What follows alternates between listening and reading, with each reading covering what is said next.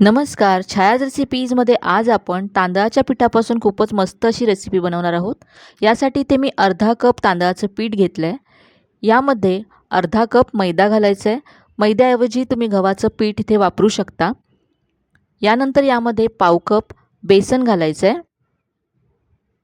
इथे सगळं साहित्य मी कपाने मोजलं आहे. तुम्ही घरातली एखादी वाटी सेट करा आणि त्याने सगळं साहित्य मोजून घेतलं तरी चालेल. यानंतर यामध्ये बारीक चिरलेला कांदा घालायचा आहे. यानंतर अर्धा चमचा जिरं घालायचं आहे यामध्ये. आता इथे मी बारीक चिरलेला कढीपत्ता घेतला आहे. कढीपत्त्याचा स्वाद खूप मस्त येतो या रेसिपीमध्ये, त्यामुळे नक्की घाला.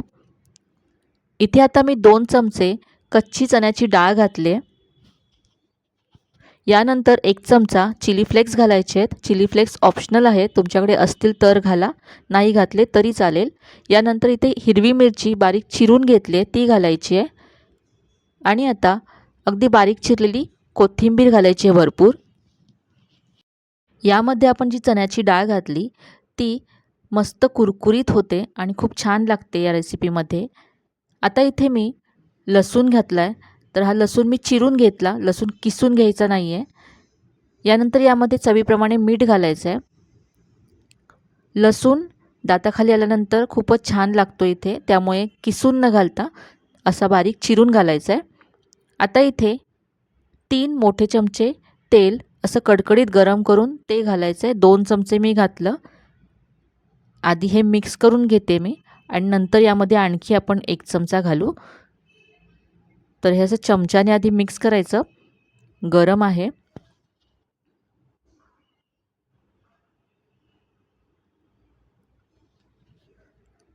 तर इथे मी हे मिक्स करून घेते. तेल व्यवस्थित सगळ्या पिठाला लागलं पाहिजे, म्हणजे आपली रेसिपी छान खुसखुशीत होईल. 2 चमचे तेल थोडंसं कमी वाटतंय, म्हणून मी इथे आणखी 1 मोठा चमचा तेल घालते आहे.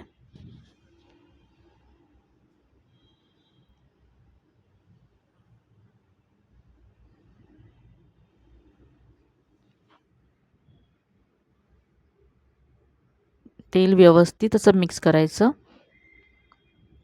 आणि आता पाणी घालून याचा आपल्याला गोळा मळून घ्यायचा आहे. तर पाणी यामध्ये खूपच कमी लागतं.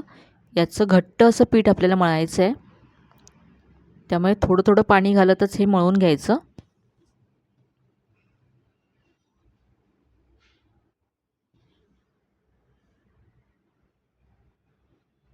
तर याचा असा गोळा मी मळून घेते.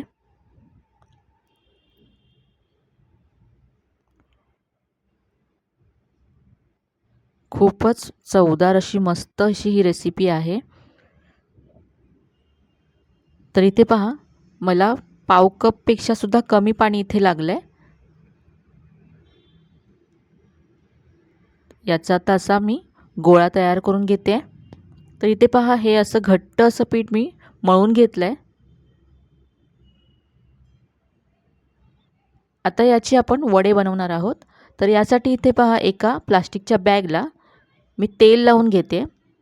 दोन्ही बाजूला असं तेल लावून घ्यायचं, म्हणजे पीठ याला चिकटणार नाही. तर ही एक साऊथ इंडियन स्पेशल स्नॅकची रेसिपी आहे. या वड्याला मधुर वडा म्हणतात. चहाबरोबर हा वडा खाल्ला जातो. तर आता याचा असा वडा पहा थापून घ्यायचा. शक्य तितकं पातळ करायचा, म्हणजे हा मस्त क्रिस्पी होतो. तुम्हाला जर हाताने असा हा वडा थापायला जमत नसेल तर तुम्हाला मी आणखी एक पद्धत यानंतर दाखवणार आहे. तर पहा, असं मी पीठ पसरवून घेतलं. अगदी पातळ हा वडा थापून घेतला आहे, पाहू शकता. आणि यामध्ये जे आपण चिली फ्लेक्स आणि कढीपत्ता घातला आहे, त्यामुळे अगदी मस्त दिसतोय पहा. तर मी आता आणखी एक पद्धत तुम्हाला दाखवते. तर इथे मी आणखी एक गोळा घेतला आहे पहा.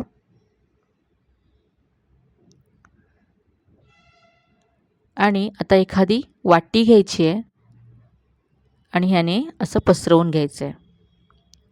तर असं सुद्धा तुम्ही अगदी पातळ हा वडा थापू शकता. असं हे पीठ मी सगळीकडे पसरवलं आहे पहा आणि गोल शेप द्यायचा याला. अगदी पातळ झालं आहे पाहू शकता आणि हे कडेने मी एकसारखं करून घेते.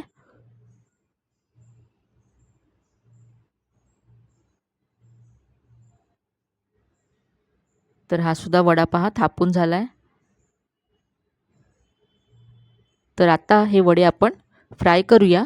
तर इथे मी तेल छान कडकडीत असं गरम करून घेतलं. नंतर गॅसची फ्लेम मंद करायची आहे आणि हा वडा सोडायचा आहे. लगेच याला उलटायचं नाही आहे. याला आधी एक खालच्या बाजूने फ्राय करून घेऊया आणि नंतर मग उलटूया. तर इथे पहा असं वरून मी तेल सोडते म्हणजे हा वडा वरती येईल. पहा आता वडा वरती आला आहे. खालच्या बाजूने वडा फ्राय झाला आहे. आता याला आपण उलटून घेऊया.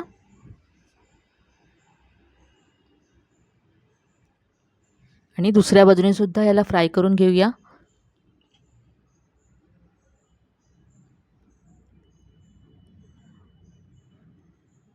मस्त ब्राऊन होईपर्यंत हा फ्राय करून घ्यायचा म्हणजे हा छान कुरकुरीत होतो वडा.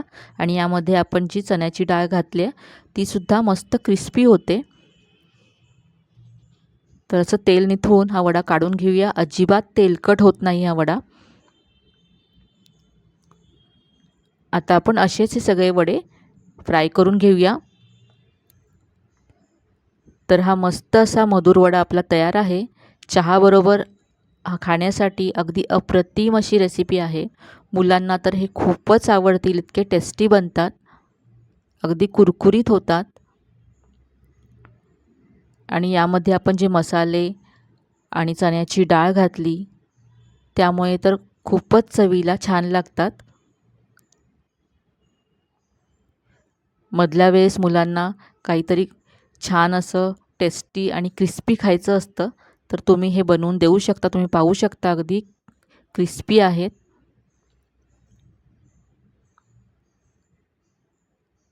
घरी असलेल्या साहित्यामध्ये झटपट तुम्ही हे बनवू शकता. नाश्त्यासाठी टिफिनसाठी अगदी मस्त अशी ही रेसिपी आहे.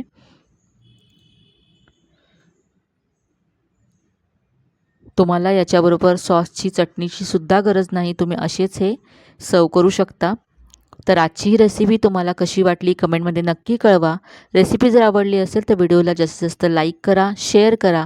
चॅनलवर नवीन असाल तर चॅनलला सबस्क्राईब करायला विसरू नका. तर मग पुन्हा भेटूया अशाच छान छान आणि नवीन नवीन रेसिपीसह. तोपर्यंत धन्यवाद.